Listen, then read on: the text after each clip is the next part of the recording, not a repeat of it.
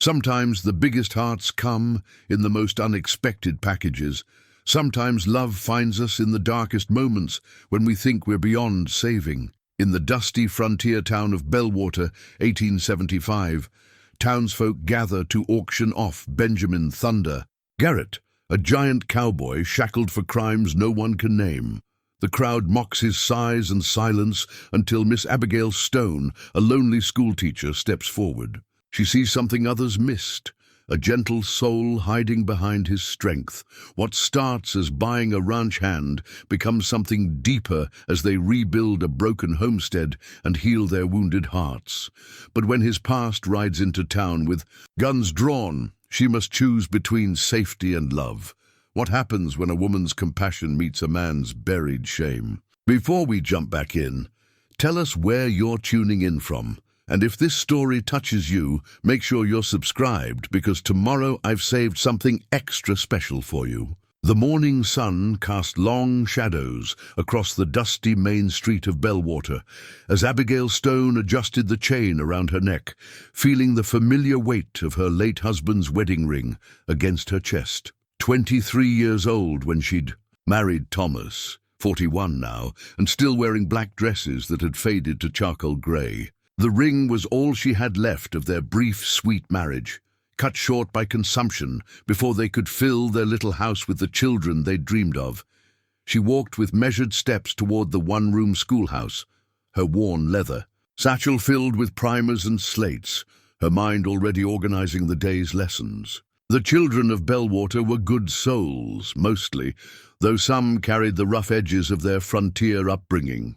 There was young Timothy Fletcher, whose father ran the general store, bright as a new penny, but prone to daydreaming about adventures. Beyond the town's borders, little Margaret O'Sullivan, whose Irish accent still colored her English despite 3 years in America, struggled with her letters, but had a gift for numbers that amazed even Abigail. The schoolhouse stood at the edge of town, a modest building with whitewashed walls that Abigail scrubbed clean every Saturday. Inside, she'd arranged the desks in neat rows, each one bearing the scratches and ink stains of countless young minds. Sunlight streamed through the tall windows she'd insisted on when the town built the school. Children needed light to learn. Properly, she'd argued, and the school board had eventually agreed, though they'd grumbled about the extra expense. As she arranged her teaching materials, Abigail's thoughts drifted to the empty house waiting for her at day's end. Thomas had built it with his own hands during their brief engagement, every board and nail placed with love and hope for their future. Now it felt too large for one person, too quiet, too full of memories that both comforted and haunted her. She'd kept it exactly as it was, the day he died. His coffee cup still on the kitchen table, his clothes still hanging in the wardrobe, his books still open to the pages he'd been reading. The sound of children's voices brought her back to the present. They came in groups of 2 and 3, some walking from the closer homesteads, others arriving in wagons driven by parents who lived further out. Each child brought news from home. Mrs. Patterson's cow had given birth to twins. The Murphy family's eldest son was talking about heading to California. Old Henrik Larson had struck water on his land after months of digging. "Good morning, Miss Stone," they chorused, taking their seats with the easy familiarity of a small community where everyone knew everyone else's business.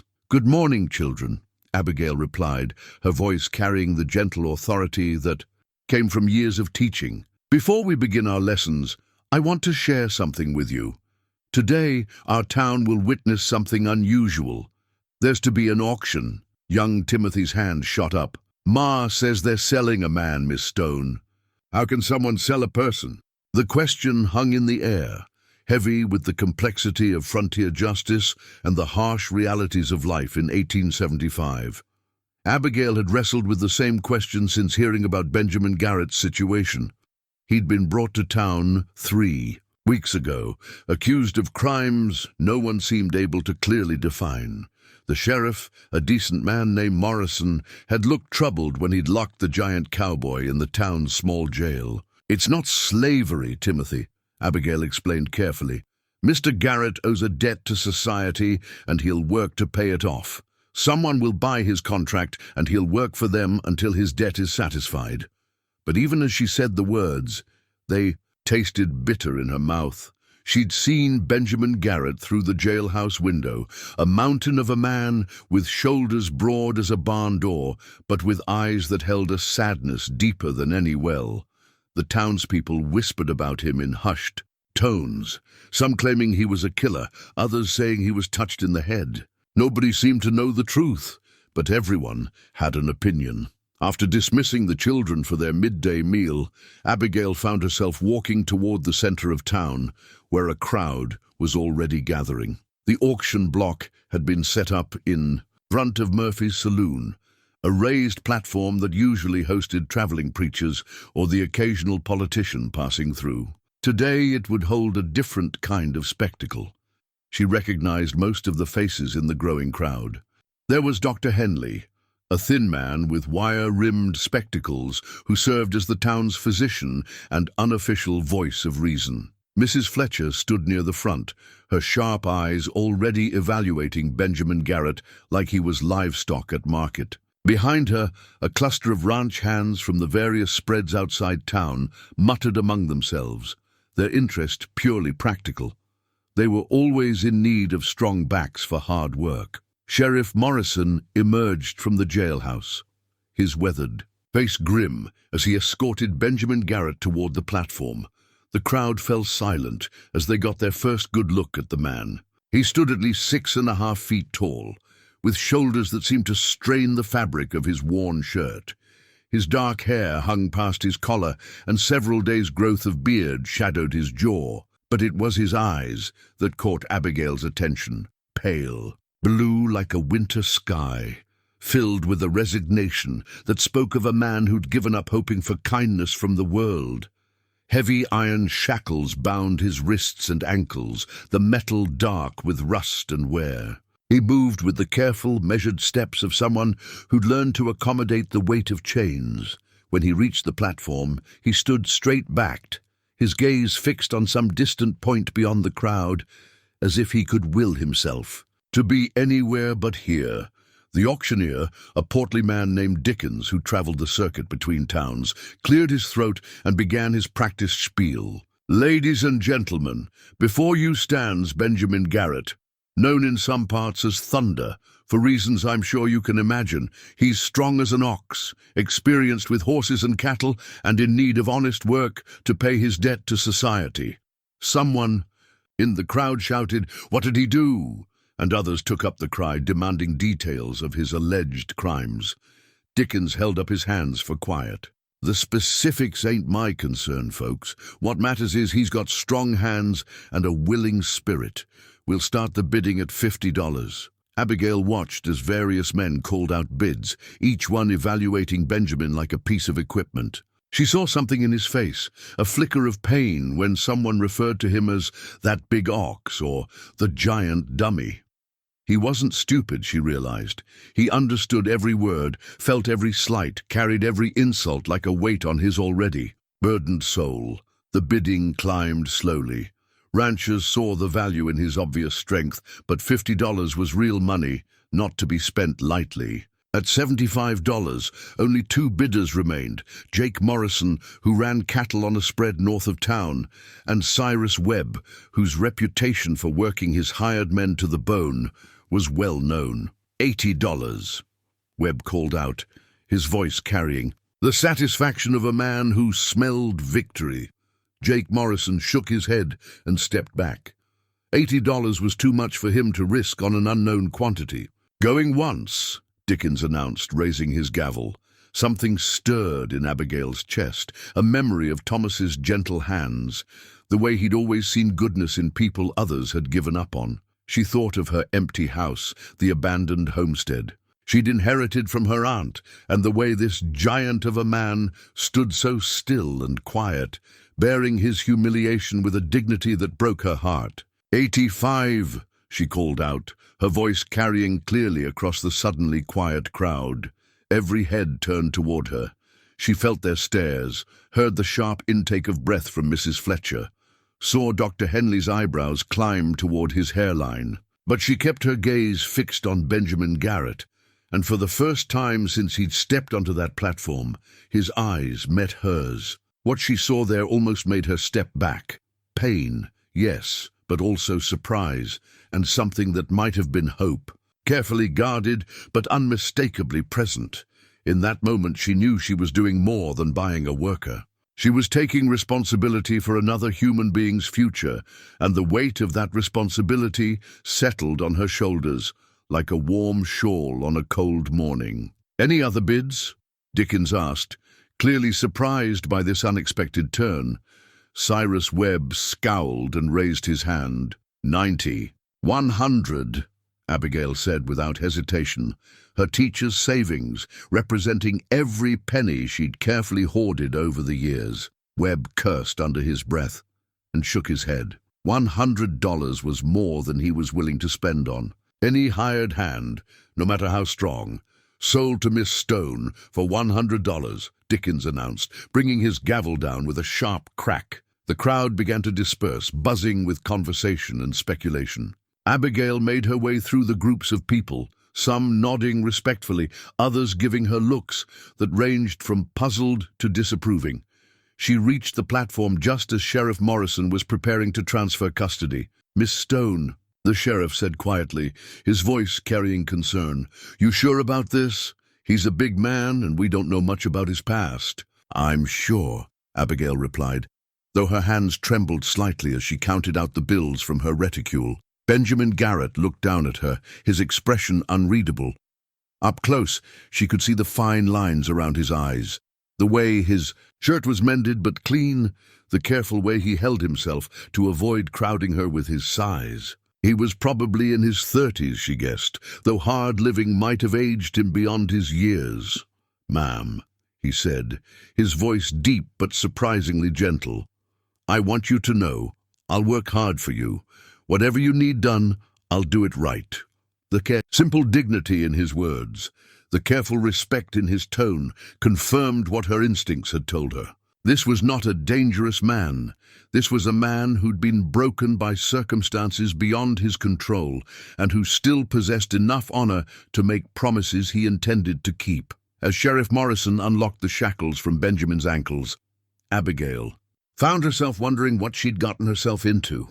She had a homestead that needed work, that was true, but she'd just spent her life savings on a man whose past was a mystery and whose future was now her responsibility. The iron shackles fell away with a dull clank, and Benjamin Garrett was a free man, bound now not by metal but by debt and contract, and perhaps, Abigail hoped, by the possibility of finding something in this small frontier town that he'd lost somewhere along the way. The ride to the homestead passed in uncomfortable silence, broken only by the creak of wagon wheels and the steady clip-clop of Abigail's mare, Patience. Benjamin sat in the wagon bed, his large frame making the small conveyance seem even more modest than it was. Abigail had offered him the seat beside her, but he'd declined with a polite shake of his head, settling himself among her teaching supplies and the few provisions she'd hastily gathered from the general store. She stole glances at him as they left Bellwater behind, following the rutted dirt road that led to her aunt's old place. He sat perfectly still, his hands resting on his knees, his eyes scanning the horizon with the automatic alertness of a man accustomed to trouble. There was something almost military in his posture, she thought, a discipline that spoke of training and experience beyond simple ranch work. "It's about 3 miles, she said, trying to break the tension. "The homestead, I mean. My aunt left it to me when she passed 2 years ago." "Yes, ma'am," Benjamin replied, his voice carrying no expectation of conversation. The formal politeness stung a little. She'd hoped, what had she hoped? That he'd be grateful enough to open up to her immediately, that purchasing his contract would somehow bridge the vast gulf between their circumstances. The reality of what she'd done was beginning to settle. In her mind, like dust after a windstorm, coating everything with uncomfortable questions. What would people say when word spread through town? Mrs. Fletcher would have plenty to whisper about over her morning coffee, and the other ladies of the church auxiliary would find ways to express their concerns with carefully chosen words and meaningful looks. A single woman taking on a hired man was questionable enough. Taking on a man of Benjamin's size and mysterious past was downright scandalous. The homestead came into view as they crested a small hill, and Abigail felt her heart sink at the sight. It looked even more dilapidated than she remembered. The main house sagged on one corner where the foundation had shifted, and several boards had fallen from the porch. The barn leaned precariously to one side, its roof sporting gaps that let in both weather and wildlife. Weeds had claimed what had once been her aunt's vegetable garden, and the fence that had enclosed the small pasture lay in broken sections. She pulled the wagon to a stop in front of the house and set the brake, her hands trembling slightly.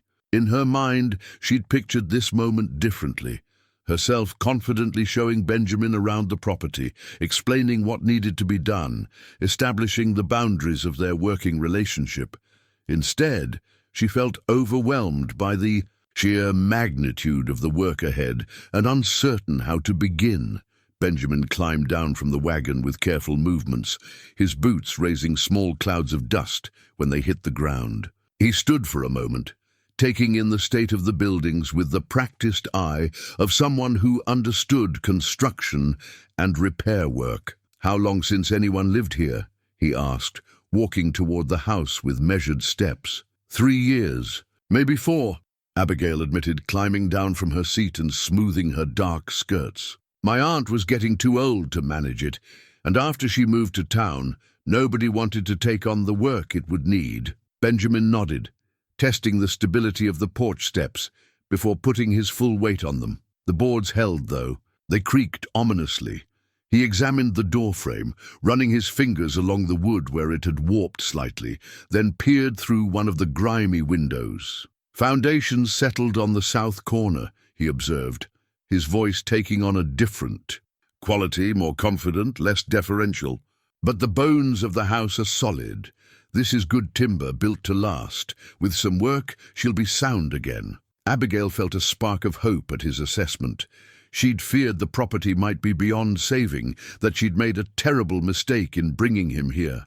But Benjamin moved around the buildings like a man who understood what he was looking at, testing support beams, examining joints, evaluating what could be repaired and what would need to be replaced. "The barn's in rougher shape," he continued, pushing open the sagging door. "But the main structure's still good. Need new boards for the roof, some bracing on this side, new hinges for the doors." He turned to look at her, and for the first time since the auction, she saw something other than resigned politeness in his expression. There was interest there, perhaps even enthusiasm, as if the prospect of useful work had awakened something in him that had been sleeping. "Ma'am, if I may ask, what are you planning to do with this place?" The question caught her off guard. She'd been so focused on the immediate problem of what to do with Benjamin that she hadn't really considered the larger picture. I thought perhaps it could be made livable again. Maybe run a few head of cattle, plant a garden. I have my teaching, of course, but this land shouldn't go to waste." Benjamin nodded slowly. "It's good land. Your aunt chose well when she settled here. There's water." He gestured toward a line of cottonwoods that marked the path of a small creek. "And the soil's rich. With work, this could be a fine little ranch." The way he said it, with genuine respect for the land and what it could become, made Abigail see the property through different eyes. Instead of a burden she'd inherited, it could be a home, a real home. Not just the empty house in town where she existed but didn't truly live. "I have some money saved," she said, pulling the folded homestead deed from her reticule. The worn legal document felt substantial in her hands, tangible proof of possibility. "Not much, but enough for materials. If we're careful, and there's a good well. My aunt always said it never ran dry, even in the worst drought years." Benjamin took the deed when she offered it, handling the paper with careful respect. His eyes moved across the legal language, and Abigail realized, with surprise, that he was actually reading it, not just looking at it. He could read, clearly and well, from the speed with which his eyes tracked the text. 22 acres, he said, handing the deed back to her. That's a good size for what you're thinking. Room for a decent herd, space for crops, enough timber for fuel and repairs. He paused, seeming to weigh his words carefully. Ma'am, I want you to know I'm grateful for what you did today. I know it cost you dear, and I know it'll cost you more in talk around town. I mean to earn what you paid, and more besides. The sincerity in his voice, the careful way he acknowledged both her sacrifice and the social consequences she'd face, touched something deep in Abigail's heart. This was not a man who took kindness for granted, or failed to understand the complexities of their situation. There's a small room off the back of the house, she said, her voice steadier now. It was meant to be a hired man's quarters, though my aunt never had need of one. It's got its own entrance, so you'd have privacy. I'll take meals with you. It wouldn't be proper otherwise. But you'd have your own space. Benjamin's relief at this arrangement was visible, though he tried to hide it. The prospect of appropriate boundaries clearly mattered to him as much as it did to her. As they walked through the house together, Abigail found herself seeing it through his eyes as well as her own. The main room was spacious, with a stone fireplace that would provide good heat in winter. The kitchen was small but well-designed, with a pump handle that would connect to the well once the pipes were repaired. 2 bedrooms opened off the main room, both of modest size but adequate for a family. And family! The thought came unbidden, and Abigail pushed it away quickly.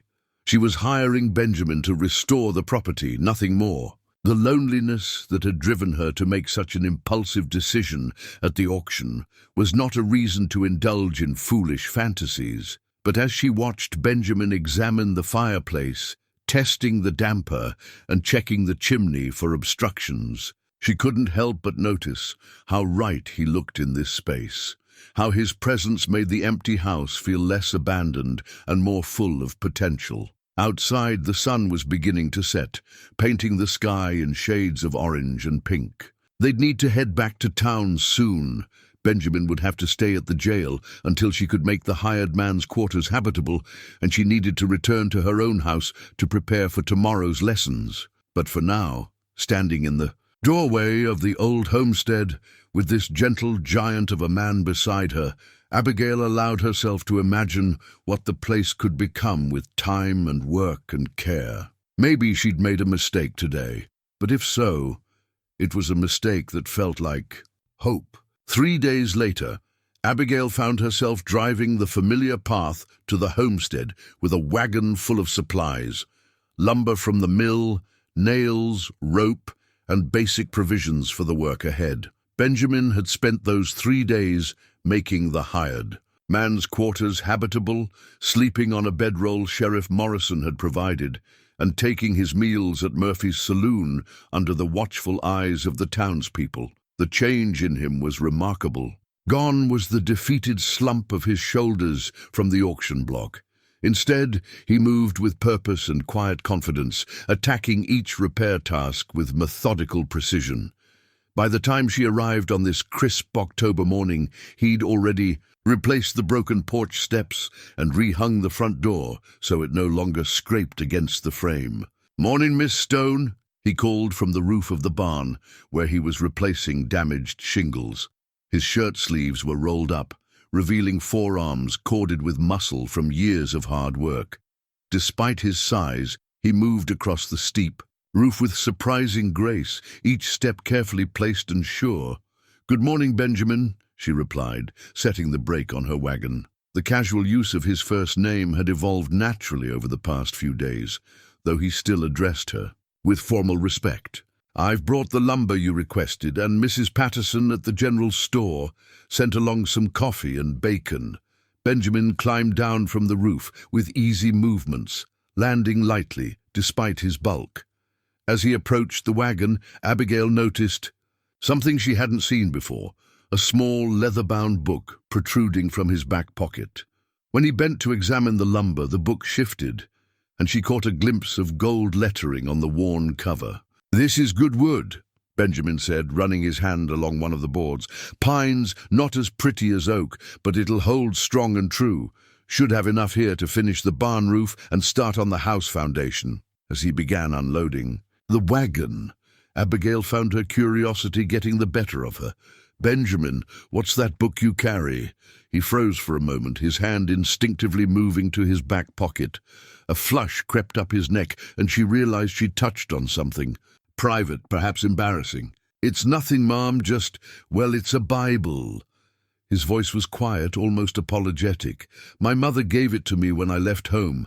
I know it's not fitting for a man in my situation to carry such a thing, but—" "Not fitting," Abigail interrupted, genuine surprise in her voice. "Benjamin, why on earth would it not be fitting?" He looked up at her then, confusion replacing the embarrassment in his expression. "Ma'am, I'm a hired man with a questionable past. Most folks would say I got no business reading the good book, especially after—" He stopped abruptly, as if he'd said too much. "Especially after what?" Benjamin shook his head, turning back to the lumber. "Nothing, ma'am, just talking foolish." But Abigail wasn't willing to let it go. She'd spent enough years with children to recognize the signs of someone carrying a burden, too heavy for their shoulders. "Benjamin, may I see it?" Reluctantly, he pulled the Bible from his pocket and handed it to her. The leather cover was soft with age and handling, and the gold letters spelling Holy Bible had been worn nearly smooth by countless touches. When she opened it, she found page after page of careful annotations in the margins, notes written in a clear, educated hand that revealed not just literacy, but deep thought and study. "You wrote all these notes?" she asked, amazed by the scholarship evident in the cramped writing. "Yes, ma'am. Started when I was young. My mother taught me to read from this very book, and I kept thinking about what the words meant, and I'd write down my thoughts." Abigail read some of the marginal notes, finding insights that would have impressed the minister back in Bellwater. This was not the work of a simple ranch hand or a dangerous criminal. This was the mind of an educated man, someone who'd spent years wrestling with questions of faith and morality. "Benjamin, where did you go to school?" "Back in Missouri. Little place called Cedar Ridge. My parents ran the general store there, and they sent me to the academy in Kansas City for 2 years before." Again, he stopped himself, the walls going back up around whatever painful memories he carried. "Before what happened to bring you here?" Abigail said gently. He nodded, not trusting himself to speak. She closed the Bible and handed it back to him, making sure their fingers touched as she did. "Thank you for sharing this with me. It tells me more about who you really are than anything the town gossips could whisper." Something shifted in Benjamin's face at her words, a softening around his eyes, a loosening of the tension he carried in his jaw. "You're not like other folks, Miss Stone. Most people, they see a man my size and they think they know everything there is to know about him. And what do they think they know? That I'm simple, that I solve problems with my fists, that books and gentle things aren't for the likes of me." He tucked the Bible carefully back into his pocket. "Sometimes it's easier to let them think that. Saves complications." They worked together that morning, and Abigail found herself fascinated by Benjamin's approach to each task. He planned carefully before beginning, measuring twice and cutting, once never rushing or taking shortcuts.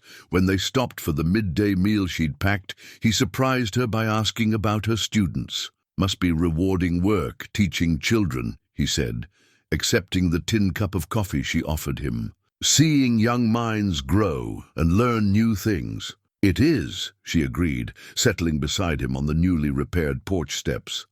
"Though some days I wonder if I'm really reaching them. There's one boy, Tommy Patterson, who's bright as a new penny, but can't seem to sit still long enough to learn his letters properly." Benjamin was quiet for a moment, sipping his coffee thoughtfully. "Sounds like he might learn better with his hands. Some folks, especially boys, they need to build something or fix something while they're learning. Makes the lessons stick better." "How do you know that?" Had a friend like that in school. Teacher thought he was slow, but he was just wired different. When she finally let him carve his letters in wood instead of writing them on a slate, he took to reading like a duck to water. The insight was both practical and compassionate, and Abigail filed it away to try with Tommy. This man continued to surprise her, his gentleness with the injured barn cat that had appeared the second day, his careful attention to even the smallest details of repair work, and now this understanding of how different minds learned differently. As the afternoon wore on, neighbors began to take notice of the activity at the old homestead. Abigail saw riders pause on the ridge to the east, clearly, observing the work being done. Word would spread quickly through the community. Miss Stone and her hired man were making real progress on the abandoned place. She found herself wondering what they made of the sight of her working alongside Benjamin, handing him tools and helping to hold boards in place while he nailed them down. It wasn't entirely proper for a lady to engage in such physical labor, but the work felt good, purposeful in a way her solitary life in town never had. When it came time to head back to Bellwater, Benjamin helped her load the empty supply boxes into the wagon with the same careful courtesy he showed in all things. "Same time tomorrow?" he asked, and she heard hope in the question.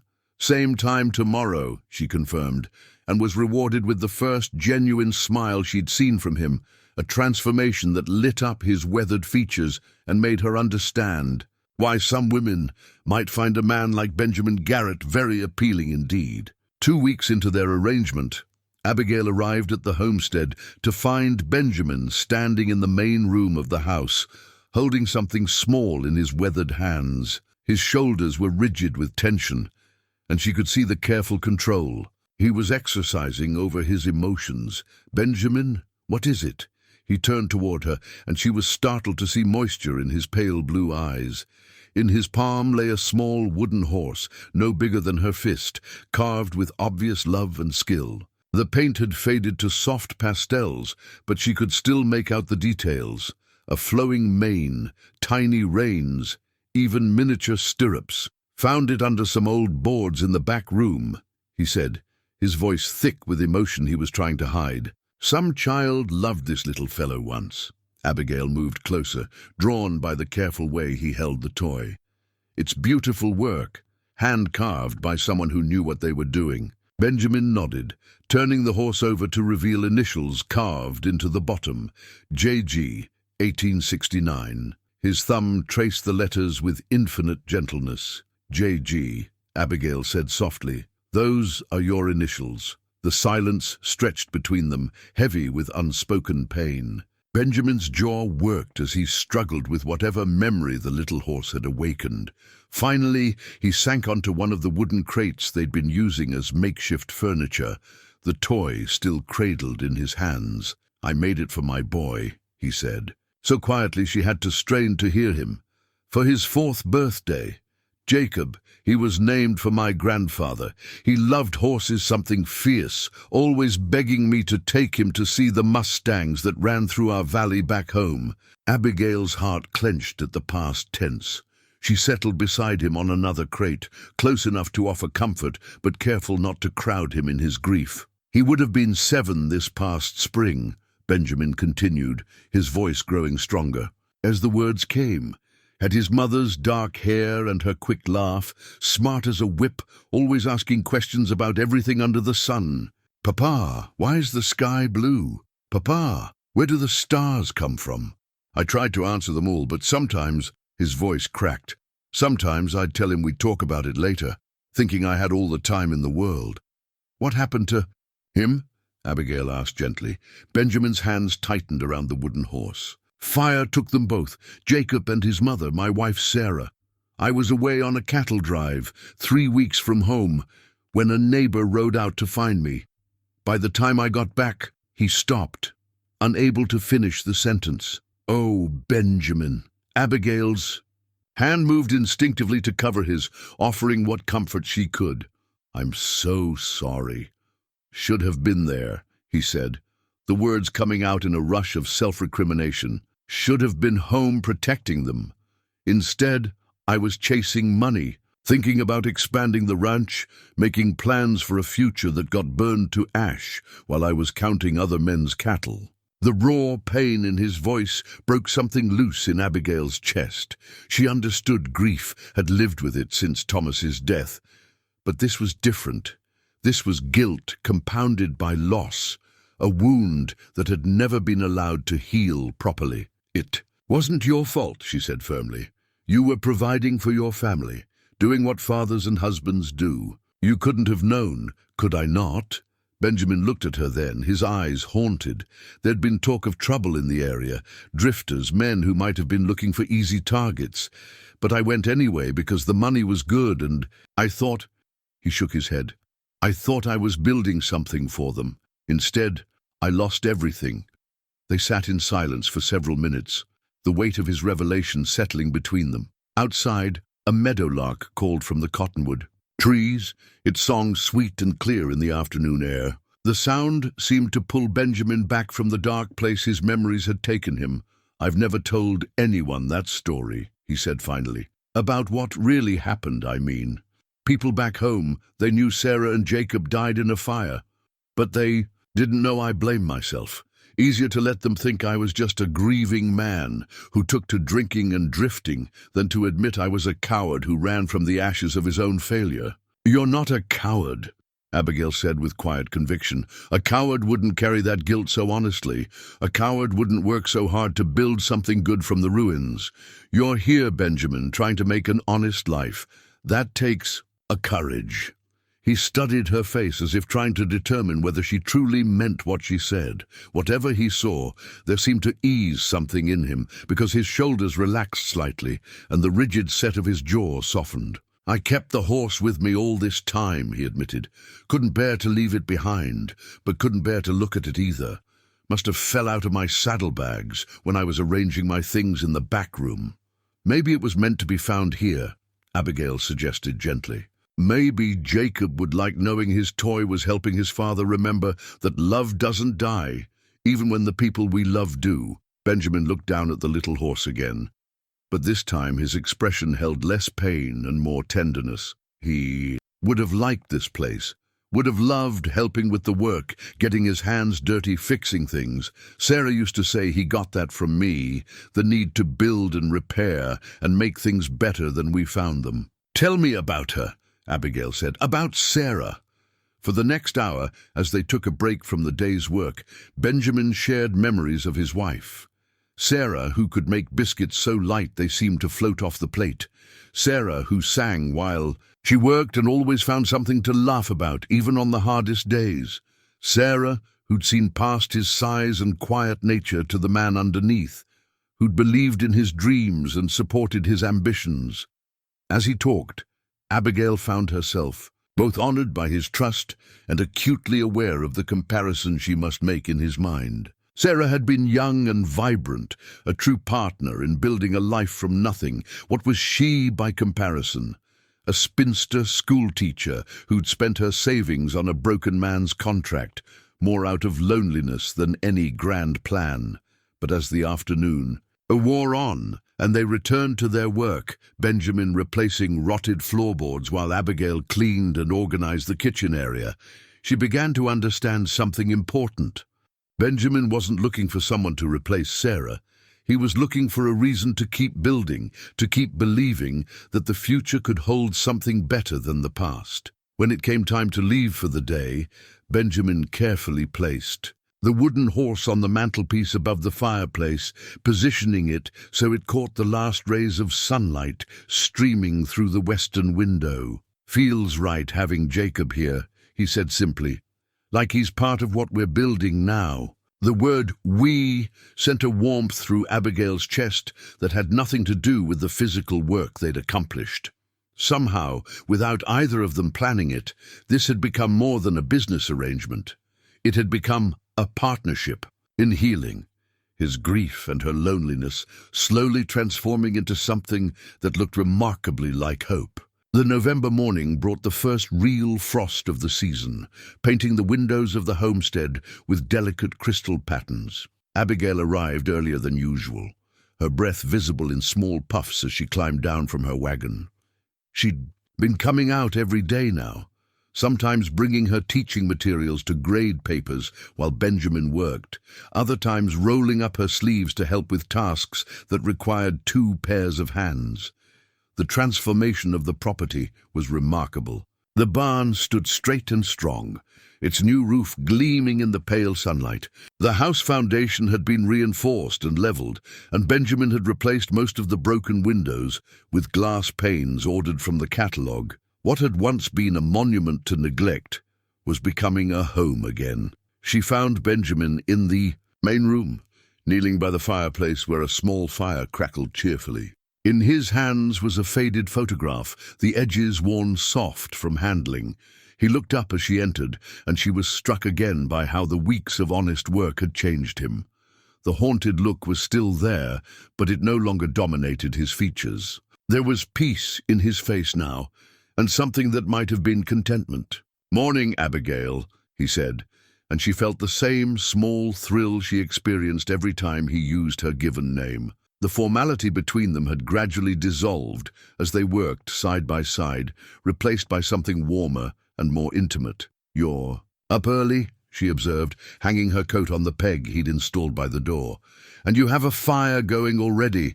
It's quite cozy." Benjamin rose to his feet, the photograph still in his hand. "Couldn't sleep. Sometimes the quiet gets too loud. If you take my meaning, figured I might as well make myself useful." Abigail understood exactly what he meant. She'd experienced those same restless hours when silence pressed against her thoughts and memories rose unbidden. "What's that you're holding?" For a moment, she thought he might deflect or change the subject as he had in their early days together. Instead, he moved closer and held out the photograph. "Sarah and Jacob. It's the only picture I have of them together." Abigail took the photograph with careful hands, studying the faces that had meant everything to Benjamin. Sarah was indeed beautiful, dark-haired and laughing, with eyes that sparkled even in the sepia tones of the image. Jacob was a miniature version of his father, all knees and elbows and gap-toothed grin, but with his mother's animated expression. "They look happy," she said softly. "Really, genuinely happy." They were. Sarah had this way of finding joy in the smallest things. A bird building its nest outside the kitchen window. Jacob's first successful attempt at printing his name. The way the light fell across our table at supper time. She made ordinary moments feel special. There was no bitterness in his voice as he spoke of his wife, only love and fond remembrance. Abigail felt a complex mix of emotions. Admiration for Sarah, gratitude that Benjamin felt comfortable sharing these memories with her, and a small, guilty pang of something that might have been envy. "She was lucky to have you," Abigail said, handing the photograph back to him. "And Jacob was lucky to have you both." Benjamin studied the image for a long moment before carefully tucking it into his shirt pocket close to his heart. "I used to think I was the lucky one. Sarah could have married anyone. She was that beautiful, that full of life. But she chose me. Said she loved that I was steady, that I thought before I spoke, that I built things to last." He paused, looking around the room they'd been restoring together. "She'd like what we're doing here, I think. She always believed broken things could be made whole again."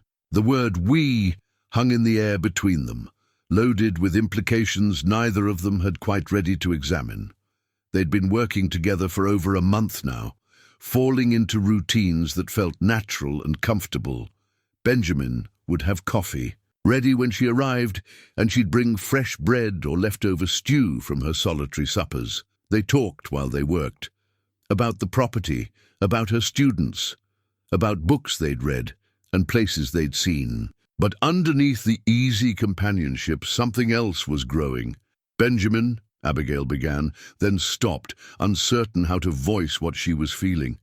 "Yes?" She moved to the window, looking out at the land they'd been reclaiming together. "Do you ever think about what comes next? I mean, after the house is finished and the property is fully restored?" He was quiet for so long that she thought he might not answer. When he finally spoke, his voice was carefully neutral. "I suppose that depends on you. I'll have worked off what you paid for my contract by spring. After that, he shrugged, I'll go where the work takes me, I reckon. The thought of him leaving, of returning to her solitary existence in town while he disappeared into the vast frontier, made Abigail's chest tighten with unexpected pain. When had this man become so important to her daily happiness? When had she started looking forward to their conversations more than anything else in her day? What if— She turned from the window to face him, her heart hammering with nervous courage. What if there was a reason to stay? Benjamin went very still, his pale blue eyes searching her face. "Abigail, what are you saying?" Before she could lose her nerve, she crossed the room to stand directly in front of him. At this distance, she had to tilt her head back to meet his eyes, acutely aware of his size and strength and the way he was looking at her with such careful attention. "I'm saying that this place, what we've built here together, it feels like more than just property restoration. It feels like—" She struggled for the right words. "Like home. Like the kind of life I'd given up hoping for." Benjamin's hand rose slowly to cup her face, his thumb brushing across her cheekbone with infinite gentleness. "Abigail, you know what I am, what I've done, what I've lost. I don't want you making decisions based on pity or loneliness. Is that what you think this is?" She covered his hand with both of hers, holding it against her face. "Benjamin, I see you, not the man the town whispers about, not the tragic figure carrying guilt over things beyond his control. I see the man who reads scripture by candlelight and thinks deeply about what the words mean. I see the man who's gentle with injured animals and patient with my fumbling attempts to help with carpentry. I see the man who's helped me remember that I'm more than just a spinster schoolteacher marking time until death." His other hand came up to frame her face, and she could see the war being fought behind his eyes, hope battling with fear, love struggling against the certainty that he didn't deserve happiness. "I care about you," she whispered, "more than I thought I could care about anyone again, and I hope you might feel the same." Instead of answering with words, Benjamin lowered his head and kissed her. It was a gentle kiss, tentative and questioning, and Abigail felt something inside her chest bloom like a flower finally receiving sunlight after a long winter. She'd been kissed before. Thomas had been an affectionate husband, but this was different. This kiss held the weight of shared grief and mutual understanding, of two damaged people finding unexpected completeness in each other. When they parted, Benjamin rested his forehead against hers, his breathing slightly unsteady. "I never thought I'd feel this way again," he admitted. "After Sarah, I thought that part of me was buried with them." "Maybe it was," Abigail said softly. "Maybe this is something entirely new, something that belongs just to us." Outside, the sun climbed higher, burning away the frost and promising a beautiful day. Inside the homestead they'd restored together, two lonely souls discovered that sometimes the most unexpected love affairs begin not with passion, but with the simple recognition of kindred spirits finding their way home. The weeks following their first kiss brought a sweet domesticity to their daily routine. Abigail found herself arriving at the homestead earlier each morning, sometimes bringing her teaching supplies so she could work on lesson plans while Benjamin tackled the remaining repairs. He would glance up from his work to watch her bent over her slate, writing out arithmetic problems or preparing reading passages, and she would catch him looking with an expression of such tender affection that it made her heart flutter like a schoolgirl's. On this particular December morning, she arrived to find him sitting at the kitchen table, a sturdy piece he'd built from salvaged barnwood, with her worn copy of McGuffey's Reader open before him. His massive hands looked almost comical, holding the delicate primer, but he was reading with obvious concentration, his lips moving slightly as he worked through a passage about the value of honest labor. "Having trouble with the lesson?" she teased, hanging her coat on its familiar peg. Benjamin looked up with a sheepish grin. "Actually, I was thinking about that boy you mentioned, Tommy Patterson, the one who can't sit still long enough to learn his letters. Abigail moved to peer over his shoulder at the book, acutely aware of his warmth and the clean scent of soap and sawdust that clung to him. "What about Tommy?" "Well, I was reading this story about the carpenter's apprentice, and it got me thinking. What if Tommy learned his letters by carving them? Give him a piece of soft pine and a whittling knife. Let him feel the shape of each letter as he cuts it out. Might stick better than chalk on slate." The suggestion was both practical and insightful, showing Benjamin's growing understanding of how different minds learned. More than that, it revealed his genuine interest in her work and her students, something that touched Abigail deeply. "That's brilliant," she said, impulsively leaning down to kiss his temple. "I could bring some wood scraps from here, and you could show me how to prepare them properly." Benjamin's hand came up to catch hers, pulling her down until she was sitting sideways on his lap, the McGuffey reader forgotten between them. "I'd like that," he said softly. "I'd like being part of helping that boy learn." They stayed like that for several minutes, comfortable in their growing intimacy. Abigail had never imagined she could feel so at ease with a man's physical presence. Thomas had been gentle and loving, but their relationship had followed the prescribed patterns of courtship and marriage. This, sitting on Benjamin's lap in the morning sunlight, his arms loose around her waist, discussing her students and his ideas, felt natural in a way that surprised her with its rightness. "Abigail," Benjamin said eventually, his voice carrying a weight that made her look at him more closely. "People are starting to talk." She'd been expecting this conversation. The citizens of Bellwater were not blind, and their daily routine had not gone unnoticed. "What kind of talk?" "The kind you'd expect. Mrs. Fletcher made it her business to inform Sheriff Morrison that she'd seen us embracing through the window. Morrison felt obligated to mention it to me when I picked up supplies yesterday." Abigail felt heat creep up her neck. The idea of Mrs. Fletcher peering through windows like some disapproving spirit was mortifying, but more concerning was the potential damage to both their reputations. "What did Sheriff Morrison say?" "Nothing harsh. He's a good man, and he knows I've been working hard to make an honest life. But he warned me that some folks are getting stirred up about the propriety of our arrangement. A single woman and a hired man spending time alone together every day." Benjamin's jaw tightened. "They're saying things that aren't fit to repeat." "To a lady, let them talk," Abigail said with more conviction than she felt. "We've done nothing wrong, haven't we?" Benjamin's hands tightened slightly on her waist. "Because sitting here like this, wanting to hold you and kiss you and—" He stopped himself, shaking his head. "It doesn't feel wrong, but maybe that's the problem. Maybe I'm thinking with my heart instead of my head."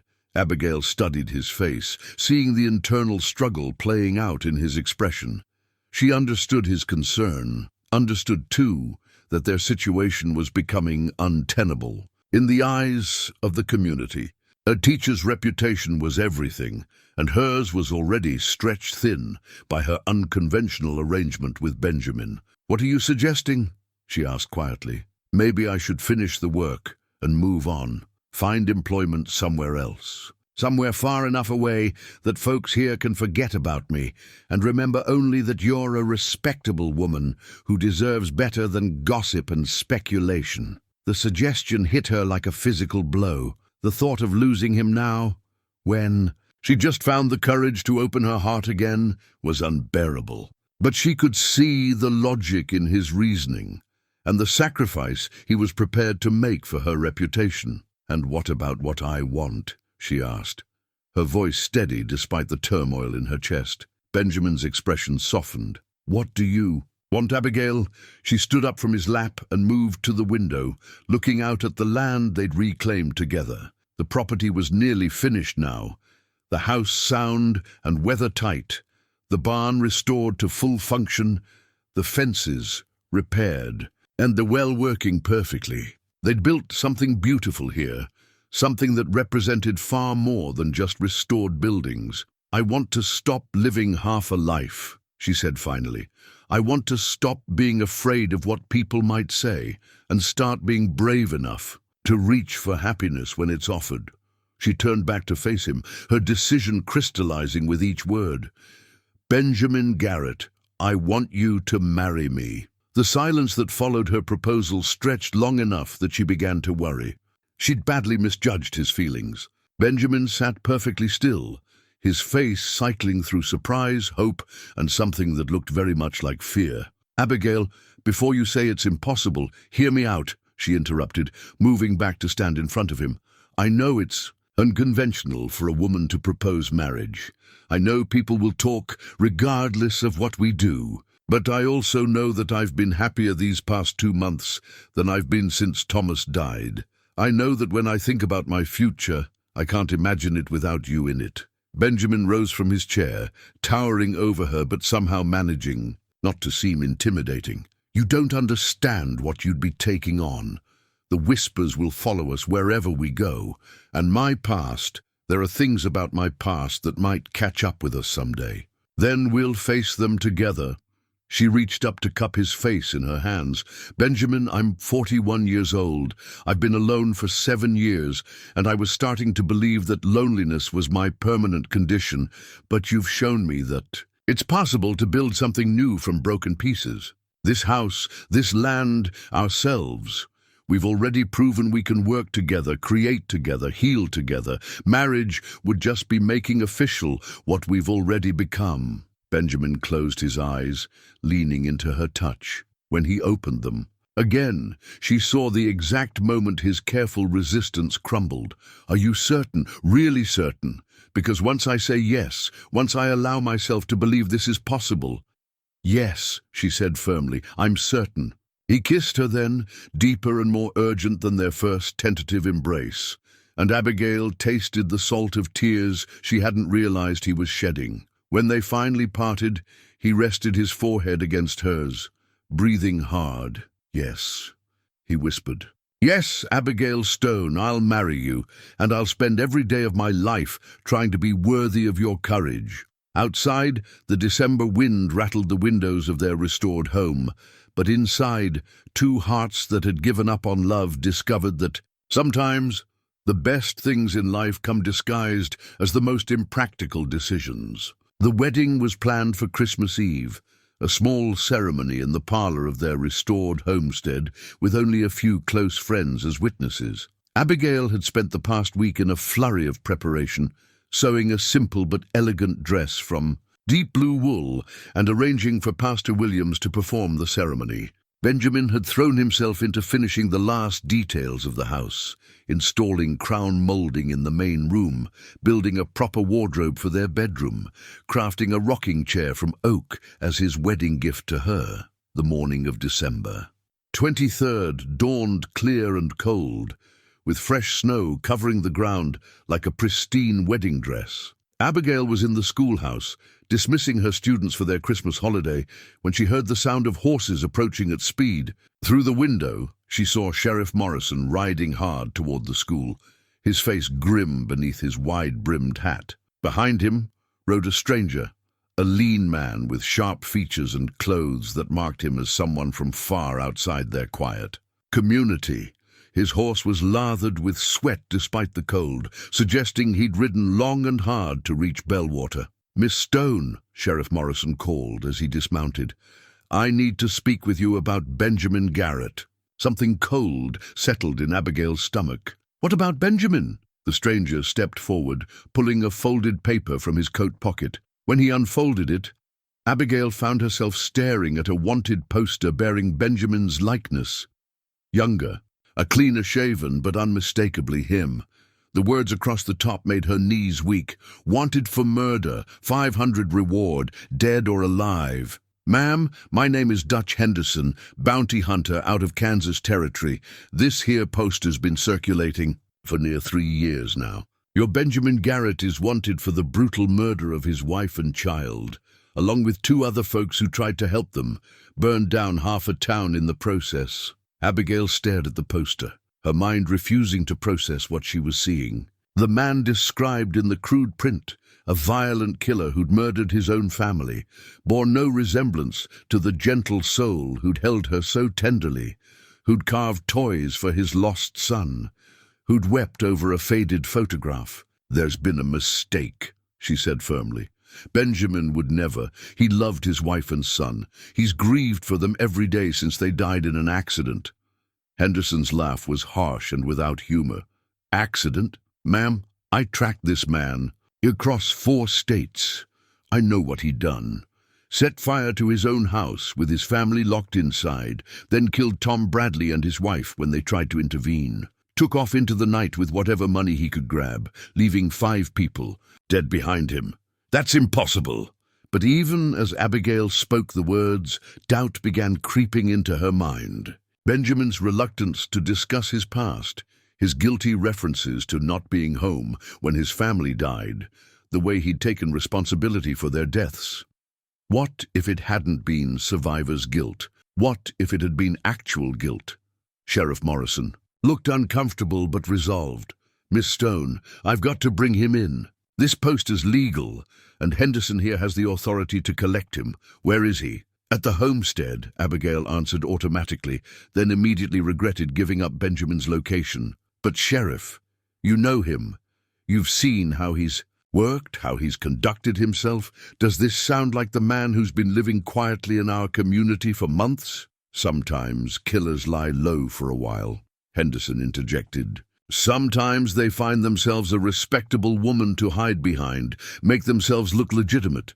Wouldn't be the first time I've seen it. The implication that she'd been used, manipulated, hit Abigail like a slap. She thought of all their conversations, all the moments of tenderness and understanding.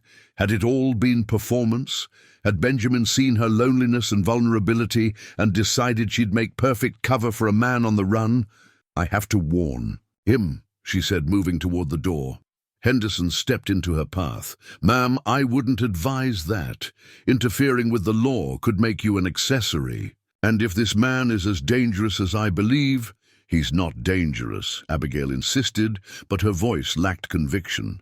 3 months ago, she wouldn't have believed a man of Benjamin's size could be gentle. What else about him might she have gotten wrong? Sheriff Morrison looked pained.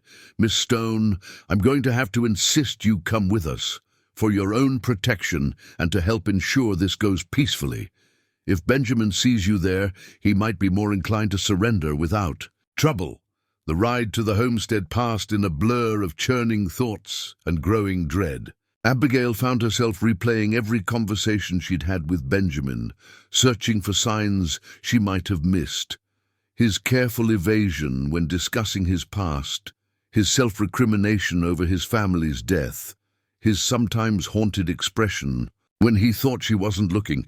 Did it all point to guilt over crimes rather than simple grief? But then she remembered his hands on hers as they'd worked side by side, his gentle way with injured animals, the reverent care with which he'd handled his worn Bible. How could those same hands have committed murder? They found Benjamin in the barn, currying one of the horses he'd purchased to work the small ranch they'd planned to operate together.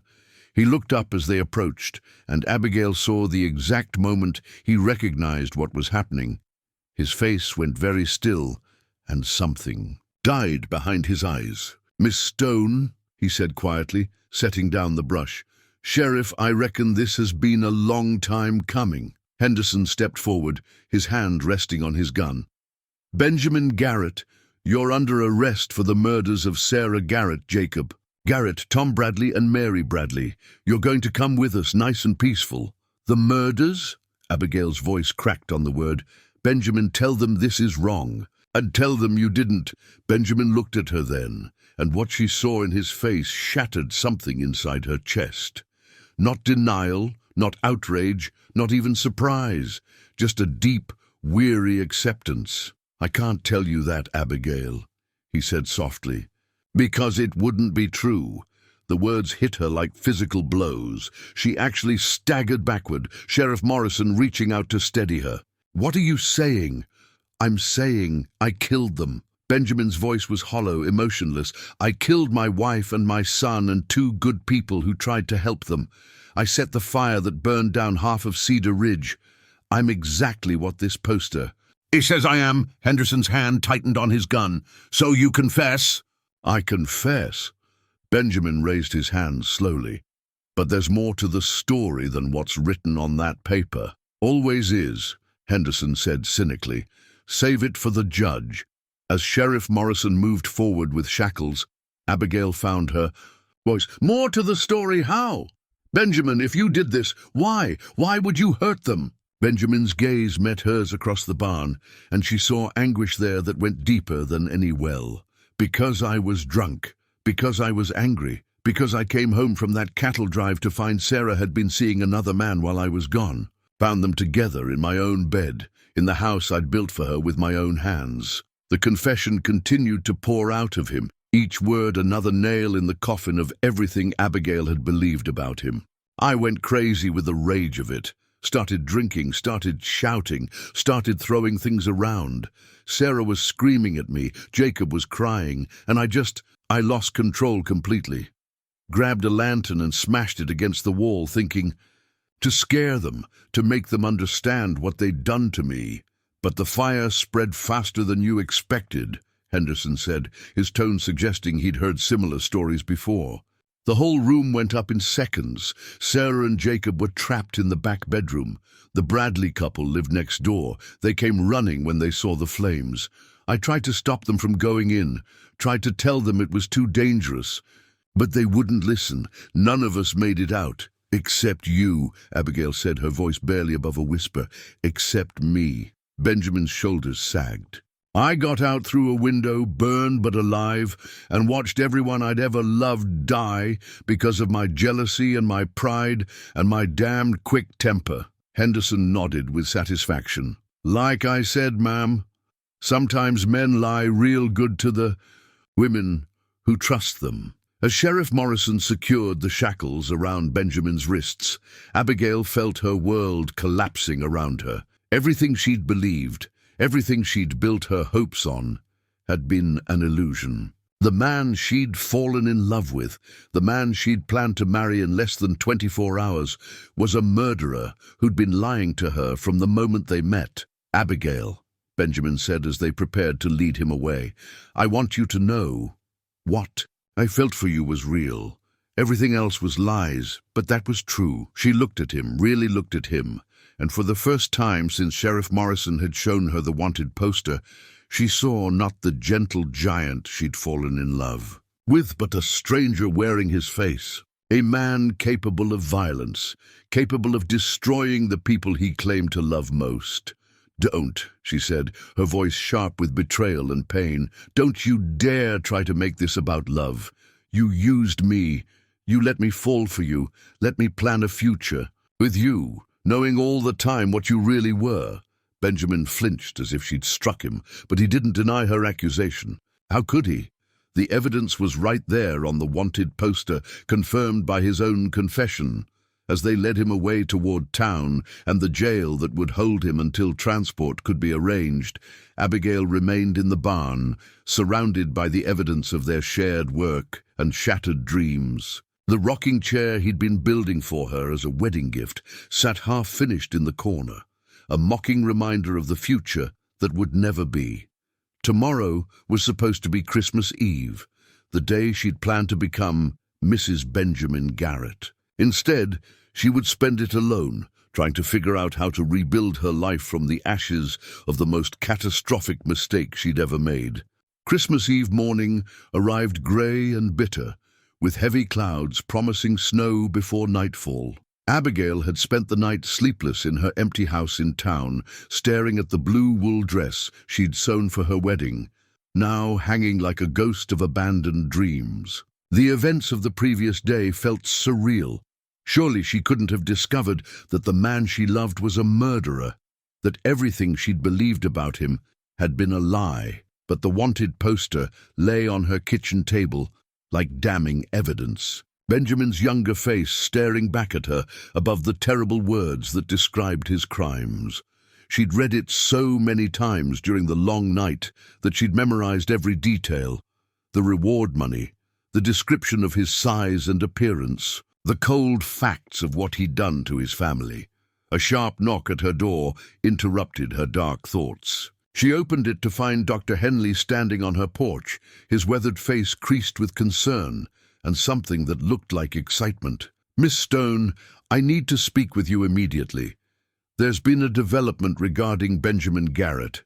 Abigail stepped aside to let him enter, her heart hammering with a mixture of dread and hope she was afraid to acknowledge. What kind of development? The elderly physician pulled a folded telegram from his coat pocket.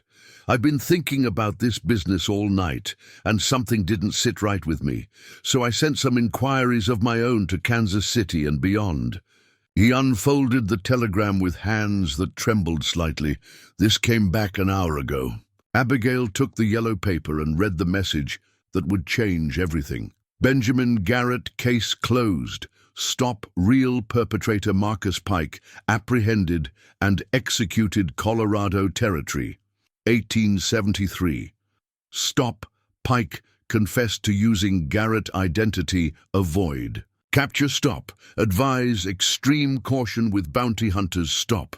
She read it twice, then looked up at Dr. Henley with tears in her eyes. He's innocent. Benjamin is innocent of murder. More than innocent, Dr. Henley said grimly. He's been carrying guilt for crimes committed by another man entirely. That explains why his confession yesterday didn't match the details on the wanted poster. He was confessing to a tragic accident while being accused of deliberate murder. Before Abigail could fully process this revelation, another knock came at her door. This time it was young Timothy Patterson, his face flushed with cold and urgency. Miss Stone, Dr. Henley, you need to come quick. There's trouble at the homestead. What kind of trouble, Timothy? Dr. Henley asked, already reaching for his coat. Men with guns, sir. 4 of them, including that bounty hunter fellow. They've got the place surrounded, and we could hear shouting from half a mile away. Pa sent me to get the sheriff, but he's out at the Morrison Ranch dealing with rustlers. Abigail felt ice form in her veins. Benjamin's still in jail. No, ma'am, Timothy interrupted. Sheriff let him out about an hour ago when this telegram came in. Said he was going to ride out to the homestead to think things through. Dr. Henley and Abigail exchanged looks of growing alarm. If Benjamin was at the homestead and Henderson, or whoever he really was, had arrived with armed men, the situation was about to turn deadly. Timothy, ride as fast as you can to the Morrison Ranch and tell Sheriff Morrison what's happening, Dr. Henley instructed. Tell him to bring deputies if he can find them. As the boy rode off, Abigail was already moving toward her coat and boots. Dr. Henley, I have to get out there. Absolutely not. This is a job for lawmen, not what? Not a woman who might be the only person who can prevent bloodshed? Abigail's voice carried a steel that surprised them both. Benjamin has been torturing himself for 3 years over crimes he didn't commit. If he thinks he's about to be arrested again for murder, he might do something desperate. And if Henderson is really after something else entirely... She stopped, a terrible possibility occurring to her. Dr. Henley, what if this was never about the bounty? What if Henderson has been watching our property for other reasons? The elderly physician's eyes widened as understanding dawned. The money you spent on Benjamin's contract, the supplies you've been buying, the improvements to the property. To an outsider, it might look like you have substantial resources hidden. There, exactly. And with Benjamin in jail, I would have been alone and vulnerable. Abigail checked the loads in Thomas's old pistol, a skill she'd maintained despite years of peaceful living. Henderson gets Benjamin out of the way with false charges, then moves in to rob what he thinks is an easy target. They rode hard toward the homestead, taking the back trail that would bring them to the property from the wooded side. As they crested the hill that overlooked the land Abigail and Benjamin had worked so hard to restore, the scene below confirmed their worst fears. Homestead was under siege. 4 men on horseback had positioned themselves around the buildings, while smoke rose from what appeared to be a fire near the barn. Benjamin's horse was tethered outside the main house, which meant he was inside, trapped or making a stand. There, Dr. Henley said grimly, pointing to a figure crouched behind the woodpile they'd stacked for winter. That's Benjamin. He's pinned down. Even from a distance, Abigail could see the glint of metal in Benjamin's hands. He'd retrieved his gun belt. the one he'd worn when he first arrived in Bellwater, the one that marked him as a man who'd lived by violence before learning to live by peace. The sight filled her with both relief and dread. Benjamin was armed and able to defend himself, but against 4 men his chances were poor. "What's that they're shouting?" Dr. Henley asked, straining to hear the voices carrying across the winter. Ere Abigail listened intently and made out Henderson's voice. "Garrett, we know the woman's got money hidden in there. Tell us where it is and we'll make this quick." "So much for the bounty hunter story," she muttered. "This is robbery, pure and simple." Benjamin's reply came clearly across the distance. "There's no money here. Miss Stone spent what she had fixing this place up." Henderson's laugh was harsh and disbelieving. Nobody spends $100 on a hired man unless they've got plenty more where that came from. "We'll tear this place apart board by board if we have to." That threat, the promise to destroy everything she and Benjamin had built together, ignited something fierce in Abigail's chest. These men had already stolen months of happiness from Benjamin with their false accusations. They would not be allowed to destroy the home they'd created together. "Dr. Henley, I need you to work your way around to the east side of the property," she said, checking her pistol one more time. "When you're in position, create some kind of distraction. Make noise, shout about the sheriff coming, anything to draw their attention. What are you planning to do? Something that would probably horrify you if you knew the details." She gathered her reins, preparing to ride down the hill. "Just trust me, and be ready to help Benjamin when the shooting starts." "Abigail, this is madness. You're not a gunfighter." "No," she agreed, "but I'm a woman defending her home and the men she loves. Sometimes that's more dangerous than any gunfighter." She spurred her horse down the slope, riding directly toward the homestead with the reckless courage of someone who had finally found something worth risking everything to protect. Behind her, Dr. Henley shook his head and began working his way through the trees toward his assigned position, muttering prayers under his breath. At the bottom of the hill, Abigail dismounted and made her way on foot toward the house, using the restored outbuildings as cover. The familiarity of the property worked in her favor. She knew every fence post, every tree, every approach that would keep her hidden from watching eyes. She could hear Henderson's men growing more impatient, their shouts to Benjamin becoming more threatening. One of them had set fire to the hay they'd stored for winter feed, and the smoke was making it difficult for Benjamin to see clearly. They were trying to force him out of his defensive position, make him choose between surrender and being burned out. As Abigail reached the back wall of the house, she heard the most chilling sound yet, the distinctive creak of the porch steps as someone approached the front door. Henderson was making his move, and Benjamin was about to be caught between the fire behind him and armed men in front. Through the window, she could see Benjamin crouched near the fireplace, his gun trained on the front door. His face was set with grim determination, but she could also see the weight of his situation in his expression. He was prepared to fight, but he wasn't prepared to win, not against these odds. That was about to change. Abigail made her way to the back door, the entrance to what had once been the hired man's quarters where Benjamin had lived during their first weeks together. The door was unlocked, as it had been since the day they'd decided there were no longer any barriers between them. Inside, she moved quickly through the familiar rooms toward the front of the house, where Benjamin waited for what he surely believed would be his final confrontation. The wooden floors she'd helped him restore no longer creaked, another advantage of all their careful work together. She reached the main room just as Henderson's voice came through the front door. "Last chance. Garrett, throw out your gun and tell us where the money is, or we're coming in shooting." Benjamin's knuckles were white where he gripped his weapon, but his voice was steady when he replied, "There's no money to find, and I'm not throwing down my gun. If you want to come in, come ahead. But understand that the first man through that door won't be going back out." It was then that Abigail stepped up beside him, Thomas's old rifle in her hands, and said quietly, "The first man, maybe, but not the second, third, and fourth." Benjamin's head whipped around in shock. "Abigail!" "What in God's name are you doing here?" "Fighting for our home," she said simply. "Together." The brass school bell that Abigail had brought from town months ago now hung from the porch of their restored homestead, its clear tone cutting through the December air as she rang it frantically. Benjamin had insisted on installing it there, saying every home needed a way to call for help or announce important news. Now as Sheriff Morrison, Benjamin and Dr. Henley rode hard toward the sound, that bell was serving its most crucial purpose.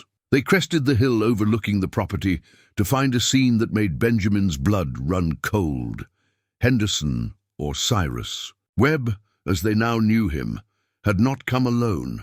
3 rough-looking men on horseback surrounded the homestead, while Webb himself stood on the porch, his gun drawn and pointed toward the window where Abigail's silhouette was visible. "How did she get out there before us?" Dr. Henley gasped, reining in his horse. "Must have taken the back trail when she heard the shots," Sheriff Morrison replied grimly.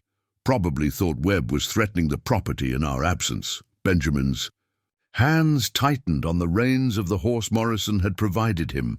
The familiar weight of his gun belt around his waist felt strange after months of peaceful labor. But seeing Abigail in danger awakened something fierce and protective in his chest. For the first time since the fire that had taken his family, he felt the cold clarity of purpose that had once made him a man to be reckoned with. "Sheriff, those men with Webb, they're not lawmen," Benjamin observed, studying the group below. "Look at their horses, their gear. Those are saddle tramps, probably promised a cut of whatever Webb thinks he'll find here." "What could he possibly want from your property?" Dr. Henley asked.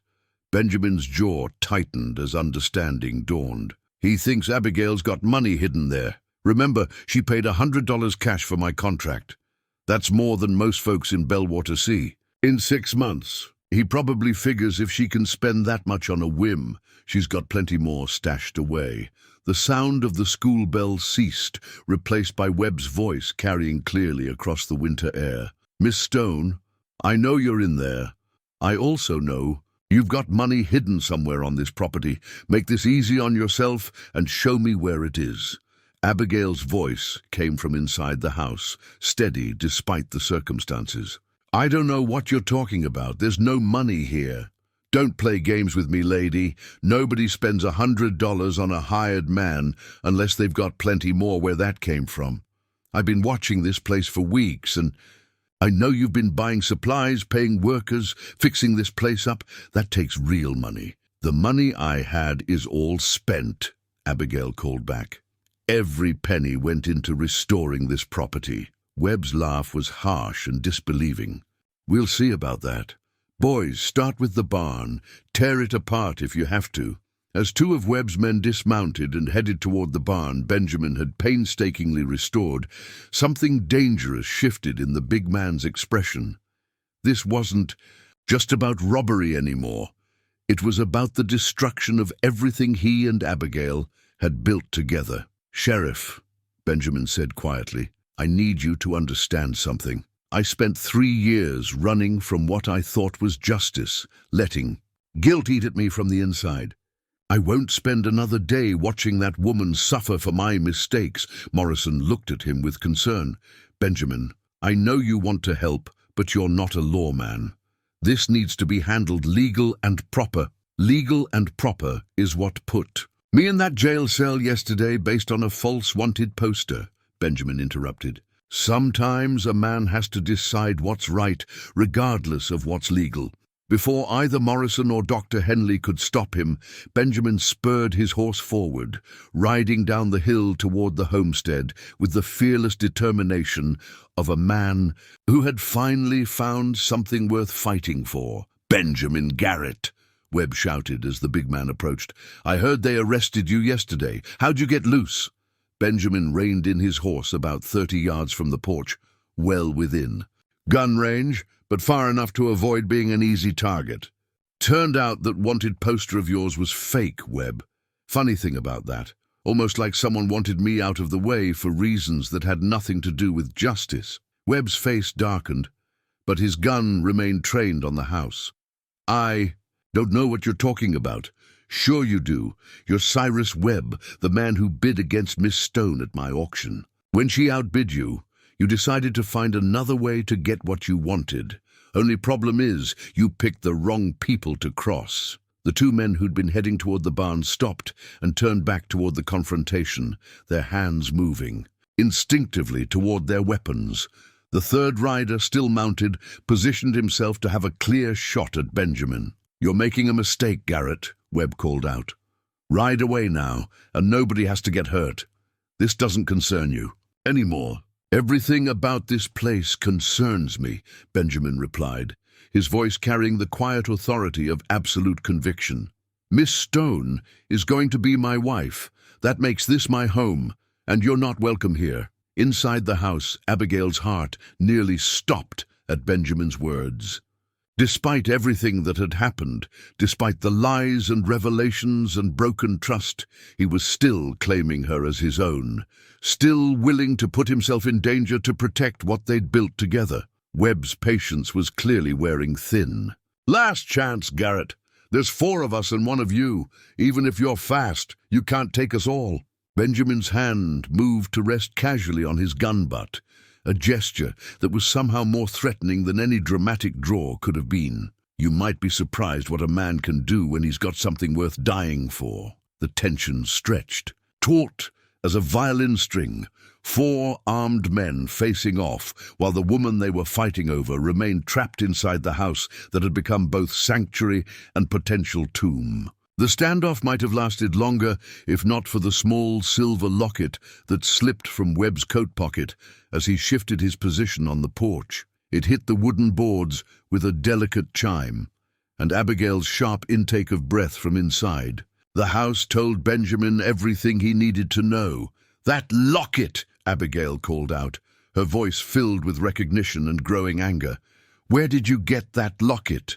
Webb glanced down at the piece of jewelry, his momentary distraction exactly what Benjamin had been waiting for. But it was Abigail's next words that changed everything. "That belonged to Sarah Garrett. I saw it in the photograph Benjamin showed me. It has pictures of her and Jacob inside."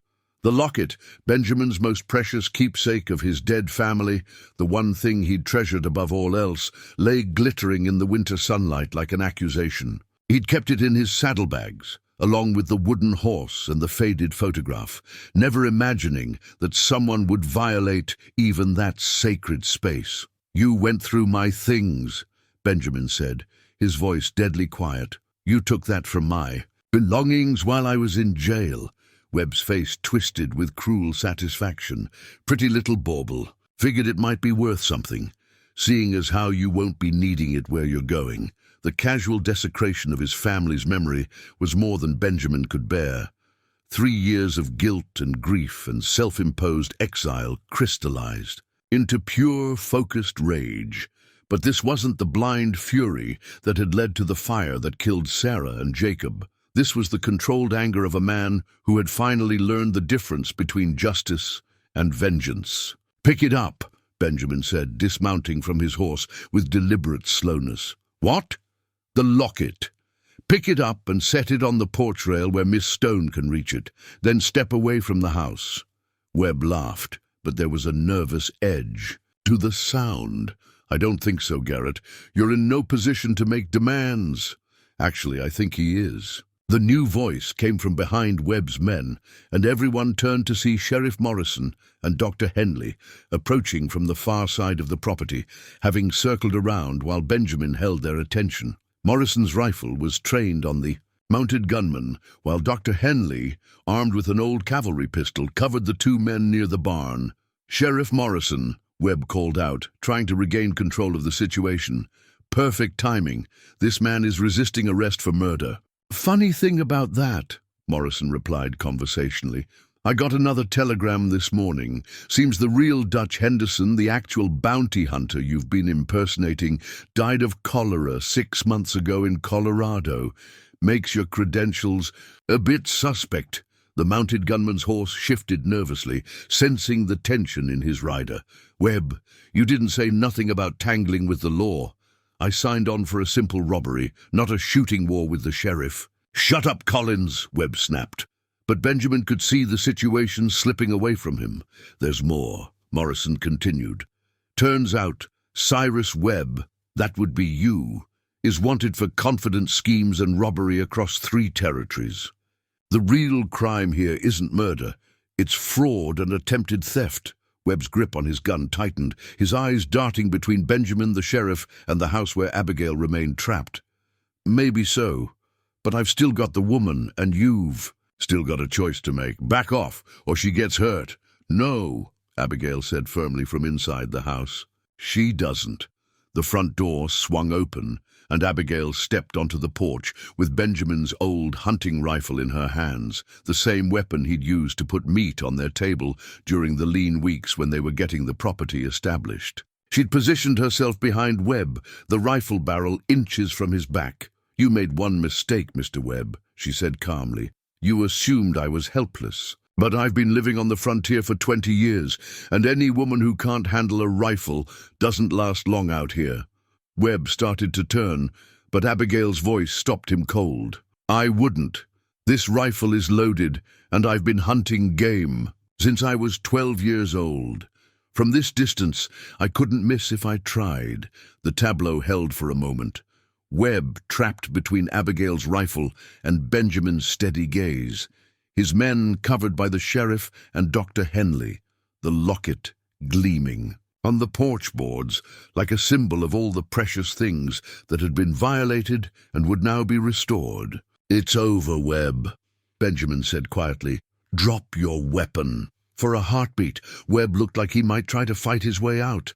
But surrounded and outgunned, faced with the unified determination of people who had found something worth protecting, his shoulders sagged in defeat. The gun clattered onto the porch boards beside Sarah's locket. "Collins, Murphy, throw down your weapons," Sheriff Morrison ordered. "You're all under arrest." As the dust settled and the immediate danger passed, Benjamin walked slowly to the porch and picked up the silver locket. He opened it carefully, revealing the tiny photographs of Sarah and Jacob that had sustained him through 3 years of wandering and guilt. "I'm sorry," Abigail said softly, lowering the rifle. "I'm sorry they violated even this." Benjamin looked at her, this remarkable woman who had risked everything to save him, who had faced down armed men to protect what they'd built together, and felt the last of his guilt finally beginning to lift. "They didn't violate anything that matters," he said. "The memory lives here." He touched his chest over his heart. "Not in things that can be stolen. Sarah and Jacob will always be part of me, but they don't have to be all of me anymore." The eyed locket caught the afternoon sunlight as he gently closed it, its contents safe once more. Around them, Sheriff Morrison was securing the prisoners, but Benjamin only had eyes for Abigail, the woman who had saved him in more ways than he could. Count, who had shown him that love could exist alongside loss, that the future didn't have to be held hostage by the past. 6 months later, on a warm June morning, Abigail stood in the doorway of their bedroom, watching Benjamin through the window as he worked in the garden behind their homestead. The simple gold band on her left hand caught the early sunlight. Not the elaborate ring Thomas had given her, but something new, something that belonged entirely to this life they'd built together from broken pieces.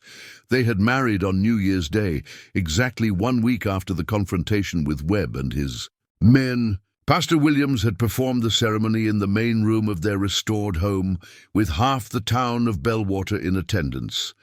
The community that had once whispered about their unconventional arrangement now spoke of them with respect and even admiration.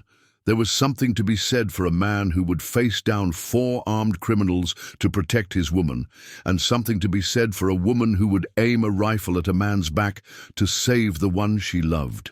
The new wedding rings, matching. Bands of plain gold that Benjamin had ordered from Kansas City represented everything the old ring could not. Where Thomas's ring had been given in youth and inexperience, when love was untested by real hardship, these rings had been forged in the fires of loss and doubt and hard-won trust.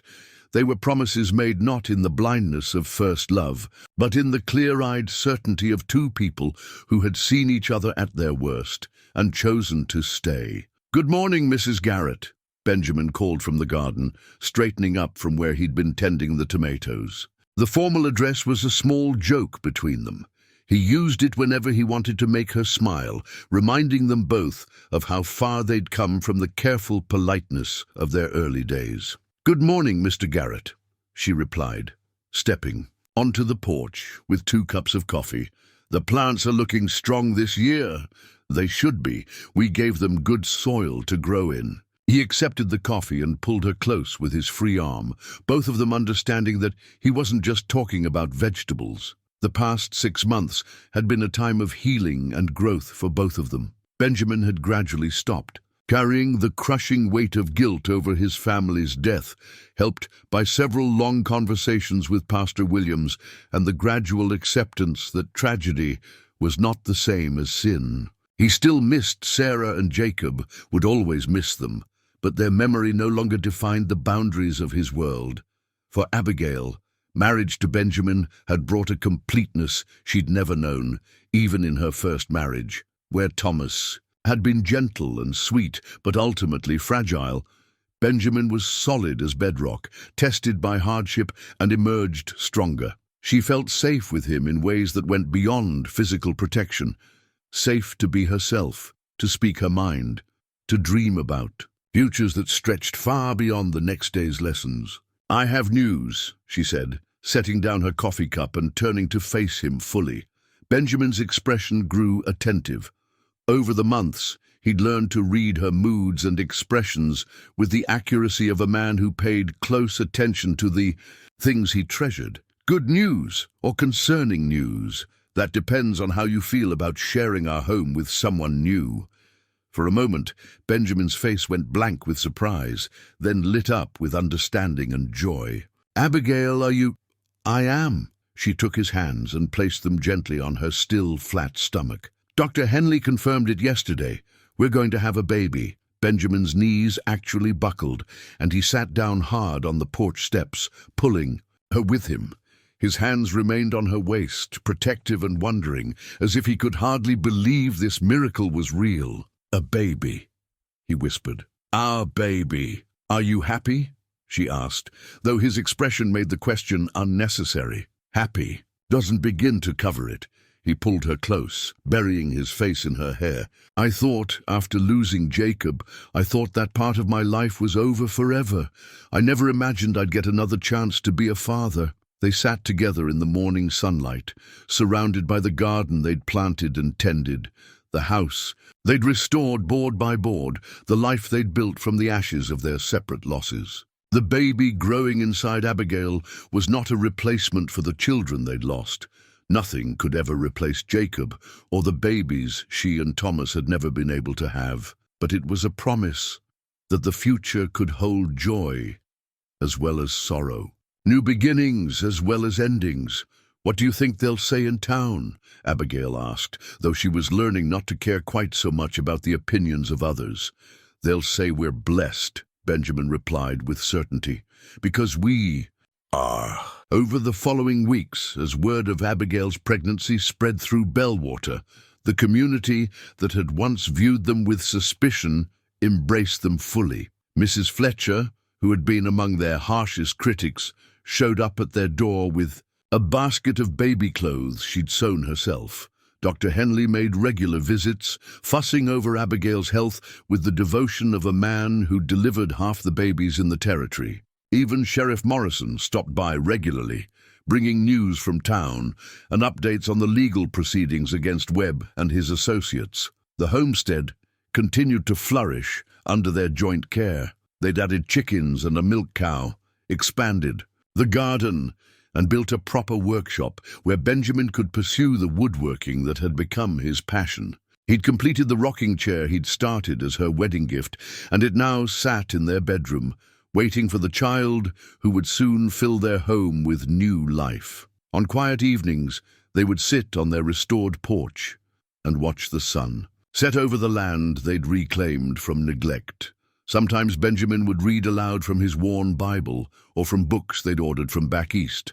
Sometimes Abigail would grade papers while he worked on small carpentry projects. But always, They were together, two people who had learned that the most unexpected packages often contain the greatest treasures. The little wooden horse Jacob had loved still sat on the mantelpiece, a reminder that love transcends death and that the past need not imprison the future. Soon it would be joined by new toys, new memories, new reasons to hope.